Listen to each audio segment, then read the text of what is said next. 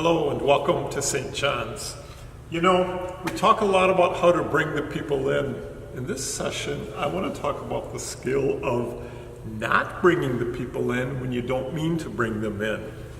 What I mean is, there are times when a cantor or a choir sings first, and then the people are meant to come in on the repeat. I think it's an act of hospitality to make it clear to the people that they're not meant to come in so as not to embarrass anyone and sort of call them out and sort of set them up for making it feel like they were supposed to, but then, oh no, actually you weren't supposed to. I think it's on us as organists, as conductors, as people relating to the whole assembly, to be gracious and hospitable in signaling what we want to happen and to flow naturally.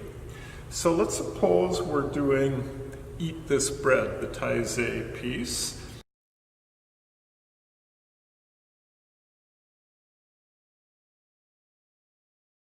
And, you know, maybe the congregation knows it well enough that they can come in right away after the organ introduction. Or maybe this congregation doesn't know it so well and you want the cantor or the choir to sing it first. Well, that's a big difference. Be clear about what you want.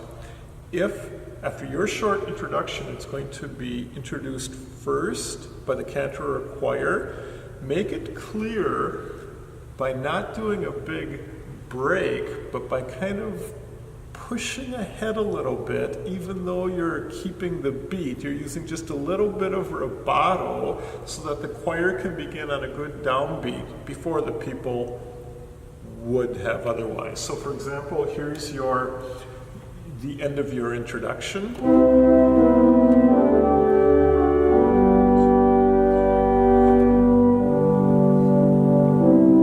That's where the choir comes in, so I'm playing at a lower volume level. And you'll see I didn't do a big break.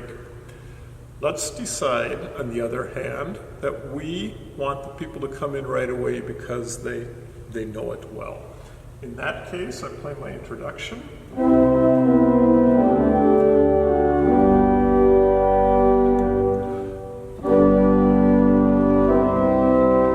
Do you see what I did there? See how I breathed? You see how I brought them in with my head, even though they're probably not looking at me and shouldn't be looking at me, but I was doing that for my sake, to be clear about it. I also added a 4-foot octave to bump the volume up just to make it clear. This is so important in liturgical music that we are clear as musicians and as leaders when we want the people to sing and how we signal that, and when the people are not meant to sing because the dialogue is passing back and forth between the entire congregation and another group. Let's take another example.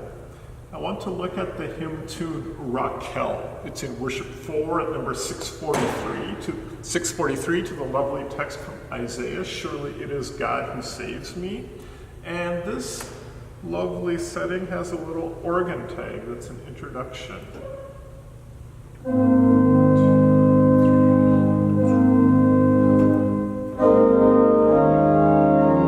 the people come in. Well, let's suppose we were ending one stanza and doing the lead-in to the next stanza. What if I did this, for example?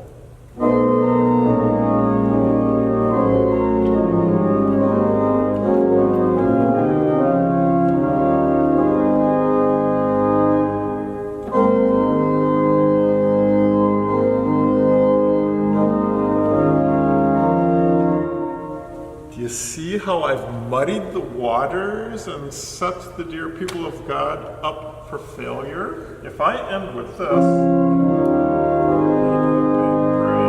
breathe, and then I come in with my instrumental tag where they're not meant to sing, they're going to want to come in.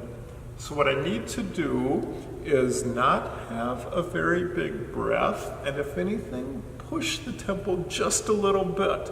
We're not talking about losing the beat, we're talking about maintaining the beat, but stretching it with rubato. Something like this. Here's the end of the stanza.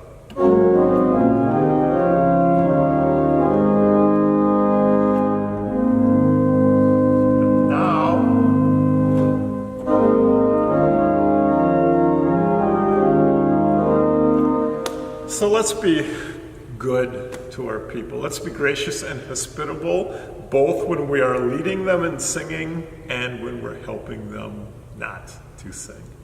Thank you.